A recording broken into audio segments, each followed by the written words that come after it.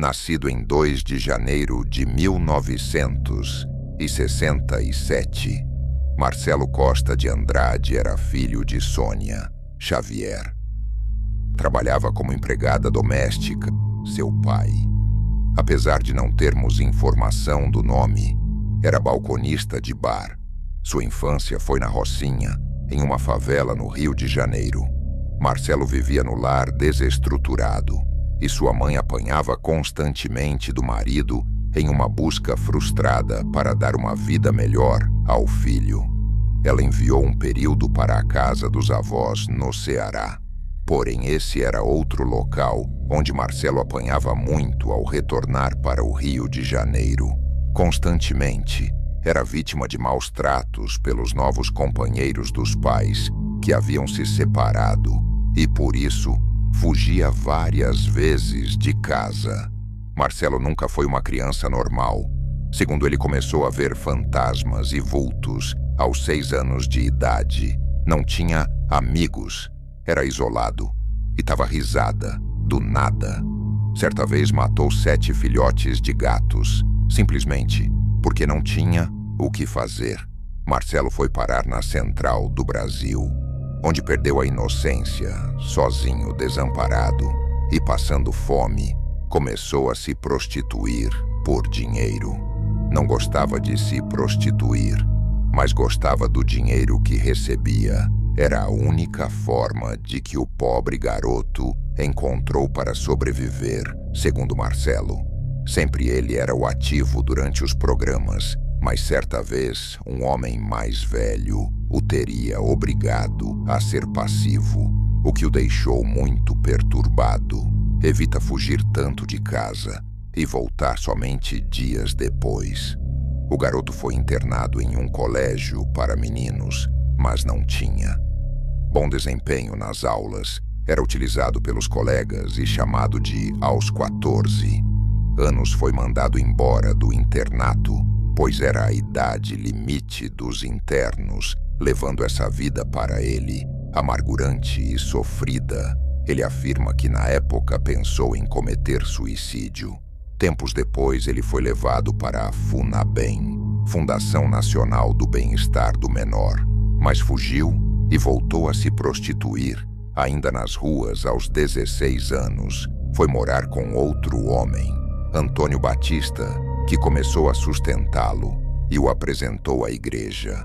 Os dois viviam como namorados, mesmo com o sustento do companheiro Marcelo. Continuava a se prostituir, até que se separou do homem e voltou para a casa da família. A partir daí, largou a prostituição e começou a trabalhar formalmente como distribuidor de folhetos de propaganda, ajudando a família nas contas e nos afazeres domésticos. Marcelo frequentava os cultos além de assistir às celebrações pela TV diariamente. Segundo ele, foi um desses cultos que ouviu que quando as crianças morrem, elas vão para o céu. Quando não estava lendo ou assistindo às pregações, ele estava lendo revistas pornográficas, gostava de ouvir músicas da Xuxa e de outros ídolos infantis da época.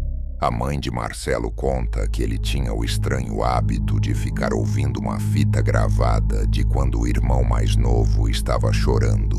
Sua mãe achava que ele devia se casar, mas Marcelo respondia, dizendo que as mulheres são criaturas do demônio. O Rio de Janeiro vivia uma onda de matança. Só no centro de Niterói havia uma média de 60 homicídios por mês, uma das maiores taxas do mundo, comparáveis a países africanos em guerra. A maioria dos assassinatos eram de pessoas pobres ligadas ao tráfico ou ao crime em geral. Porém, alguns dos assassinatos chamaram a atenção de um psiquiatra forense do estado na época. Todos os casos de assassinatos eram investigados de forma separada. O sistema ainda não era informatizado. Cada caso era tratado, investigado de forma particular.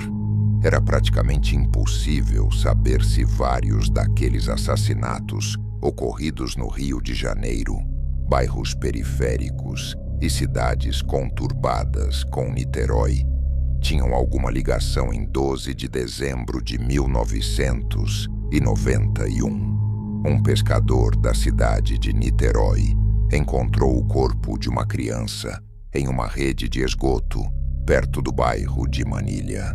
A criança não tinha documentos. Tinha mais ou menos 1,50 m de altura magra, cabelos castanhos e bastante franzina. Um detalhe chama a atenção dos investigadores. As mãos da criança estavam por dentro do short e fazendo uma revista na criança, tirando a sua roupa. A criança tinha fezes nas roupas. Na perícia, foi constatado que havia hematomas internos no pescoço da criança.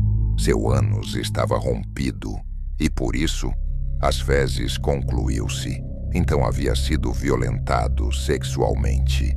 Não tinha documentos, nenhum familiar. Procurou a polícia para registrar queixa de desaparecimento. Mas um novo rumo à investigação seria tomado com a observação de uma pessoa. O psiquiatra forense, Dr. Antônio Pedro Bocaiúva, foi à delegacia e conversou com o delegado investigadores e deu sua versão sobre os vários assassinatos de menores de idade que estampavam as páginas dos jornais no Rio de Janeiro há meses. Para ele, os assassinatos tinham o mesmo modus operandi e eram crimes sexuais. Um só assassino havia cometido esses assassinatos, camuflado em um contexto social de desordem, caos. Um psicopata com total impunidade. Em outras palavras, concluiu-se que havia um serial killer à solta nas ruas no Rio de Janeiro em 14 de dezembro de 1991. Um comerciante, 2 mulheres e uma criança ao 66º DP de Niterói para reportar um desaparecimento. A mulher se identificou como Zélie de Abreu. O seu filho mais novo, Ivan, de 6 anos, havia desaparecido dias antes. Alguns dos filhos de Zélie ajudavam a mãe, pedindo esmolas e vendendo doces nas ruas do Rio. No dia 12 de dezembro de 91, Altair e seu irmão, Ivan, os filhos da mulher, saíram de casa por volta das 13 horas às 11 horas da manhã.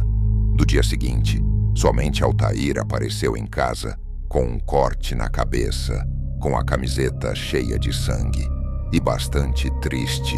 O pequeno Ivan não estava com ele, mas ele perguntou pelo filho. Mas Altair não disse nenhuma palavra, apenas chorava. Zélie entrou em desespero. A polícia então informou sobre o corpo com as mesmas características de Ivan, que havia sido encontrado em uma rede de esgoto.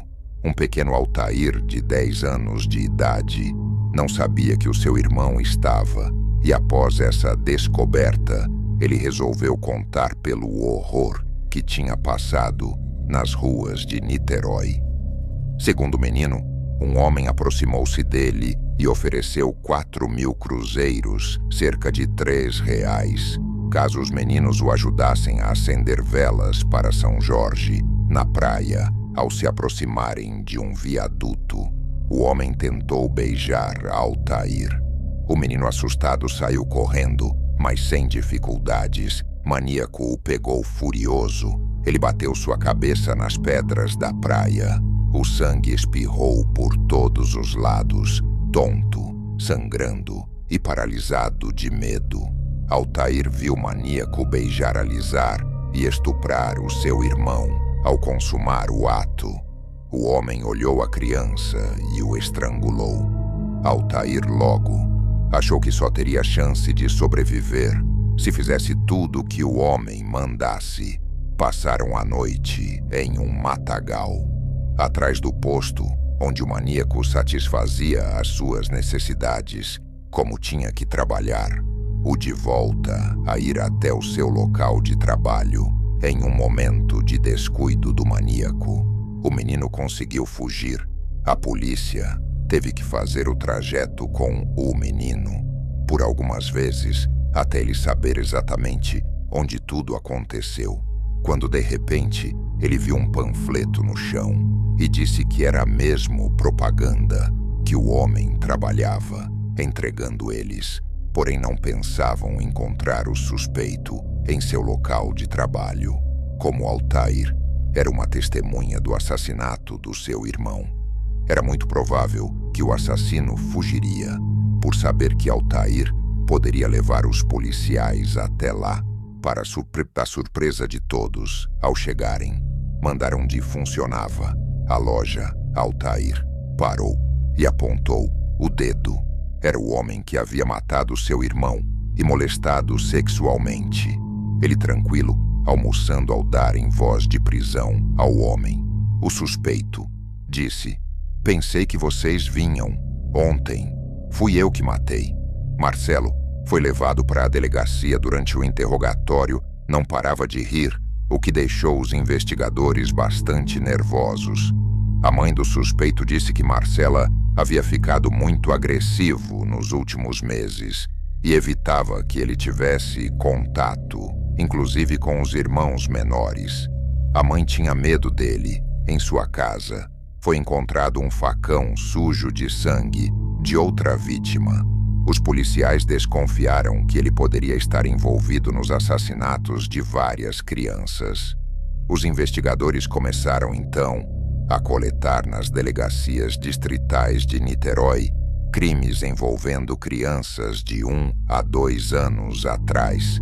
Mas não foi difícil fazer com que Marcelo Costa de Andrade confessasse todos os seus crimes. O serial killer confessou tudo com riqueza de detalhes, e seus crimes, assim como sua frieza, chocou a todos. O vampiro de Niterói, como ficou conhecido após afirmar que bebia o sangue das crianças que matava, foi acusado de ter matado cerca de 14 meninos, ou idades entre 6 e 13 anos, em um período de 8 meses, sempre com requintes, igualdade, abuso sexual, ao satisfazer suas necessidades. Marcelo estrangulava suas vítimas com suas camisetas. Algumas vítimas tiveram as cabeças esmagadas com pedras. Ele virava as vítimas de cabeça para baixo, para que o sangue escorresse mais rápido. Enchia uma vasilha de sangue e então bebia todo o sangue da criança, chegando a esfregar o sangue no rosto e braços. Dias depois dos assassinatos, ele voltava para fazer sexo com os cadáveres. Segundo ele, preferia meninos pequenos, porque eles eram mais bonitos e tinham a pele macia. Ele se masturbava, olhando para o rosto das vítimas, e levava as bermudas como troféus. Marcelo Costa de Andrade foi considerado, perante as leis brasileiras, foi diagnosticado como doente mental grave, com esquizofrenia e psicopatia, portador de personalidade antissocial, inteligência baixa. Não foi julgado por nenhum dos seus crimes. Sua pena foi a internação em um hospital psiquiátrico por tempo indeterminado.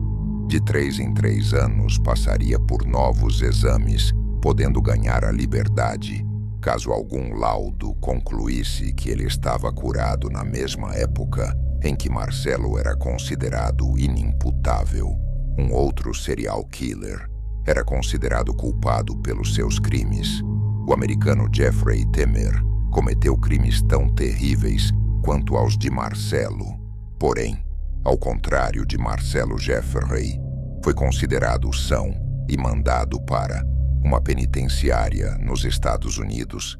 A comparação entre os dois casos, na época, foi imediata para o diretor do hospital psiquiátrico, Henrique Roxo, onde Marcelo está atualmente, Dr. José Pascotto.